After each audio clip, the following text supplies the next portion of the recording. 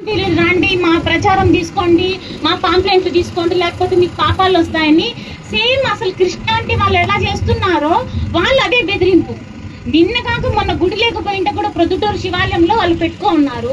పిల్లలకి కూడా చిన్న చిన్న పిల్లలకి ఆ పాంప్లెంట్ తీసుకోండి, మీరు చదువులో మంచి మంచి ఫస్ట్ క్లాస్ అని. ఇది ఎక్కడ మార్పు రావాలా? ధర్మకర్తల దగ్గర నుంచి రావాలనా? అది నాకు ఫస్ట్ నుంచి అది డౌట్ అండి. అది ఎట్లా ఎవరిని అడగాలో కూడా నాకు కారణం తెలియలేదు. అది చిన్న ప్రశ్న గమనున్నా నాకైతే అది ఇది చాలా లోపలే నాకు పెద్ద సంశయం. అది పూజల విషయాల్లో నా దీపం పెట్ట పుణ్యం వస్తుంది అనేది నా విషయం. వ్రతాలు నోములే పట్టాల్సిన అవసరం లేదని మీ దగ్గర నుంచి తెలుసుకున్నాను. మా ఇంట్లో కూడా నేను అదే పాటిస్తాను. మమ్మల్ని అడగడానికి పురోహితులుగా ఉన్నాం కాబట్టి ఏదైనా డౌట్లు వచ్చినా కూడా లక్షణంగా గో సేవ చేసుకో, మా దీపం పెట్టుకో. ఇంత సాయంత్రం వేళకు వీధుల్లోకి వచ్చుని ఆ మట్లో పోయింది ఈ మీట్లో పోయింది ఉబ్బర్ మీట్లు పెట్టకుండా దీపం పెట్టుకో, నీ పిల్లకి చదివించుకో, లేదా ఆకలి వేసుకొని ఇంట్లో ఉండు. అప్పుడే సగం సమస్యలు రావాలని చేస్తాం. ఇది నా సందేహాలు. దీంట్లో ఏమైనా తప్పులుంటే ఇది నిజానికి అవగాహన కూడా కల్పించాల్సిన విషయం. చాలా చక్కని విషయం నేను చెప్పడం మర్చిపోయి మీరు గుర్తు చేశారు నాకు. అందుకు మీకు థ్యాంక్స్ చెప్తున్నాను.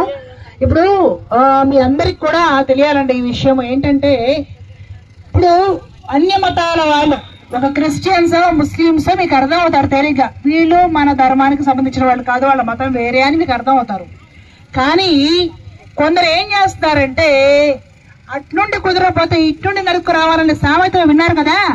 ఆ విధంగా వీళ్ళు మేము కూడా సనాతన ధర్మంలో వాళ్ళమే అన్నట్లుగా ప్రచారం చేసుకొని గుళ్ళ దగ్గర చేరి హిందువుల్ని అట్రాక్ట్ చేసి సంస్థలు పెట్టి నిదానంగా హిందువుల్ని వాళ్ళ సంస్థలోకి డైవర్ట్ చేస్తున్నారు.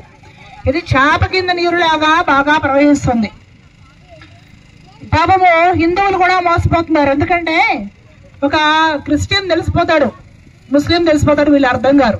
ఇలాంటి సమస్యలు చాలా ఉన్నాయి. మరి వాళ్ళందరూ సనాతన ధర్మంలో గురువులు అని కూడా చెప్పుకుంటారు. అదొక దురదృష్టకరమైన పరిణామం. సరే, ఇంతక విషయం ఏంటంటే ఈ బ్రహ్మకుమారి సంస్థకి ఓం శాంతి అనుకోండి, ఏమైనా హ్రీం శాంతి అనుకోండి, వాళ్ళ ఇష్టం. ఏదో ఒకటి పెట్టుకుంటారు హిందువులు అట్రాక్ట్ చేయడానికి. కాబట్టి ఈ బ్రహ్మకుమారి అనే సంస్థ ఈశ్వరీయ విశ్వవిద్యాలయము, లేదా బ్రహ్మ విశ్వాలయము, ఇది బ్రహ్మ పరమాత్మ, శివ పరమాత్మ ఏవేవో చెప్తారు వాళ్ళు. దీనికి హిందుత్వానికి ఏ విధమైన సంబంధం లేదు.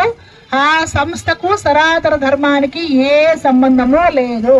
ఆ సంస్థ ఒక పాకిస్తాన్ కి చెందిన ఒక వ్యక్తి ఎవరో స్థాపించుకున్నాడు. ఆయన మతం ప్రకారం ఆయన తోచింది ఏదో పెట్టుకొని స్థాపించుకున్నాడు.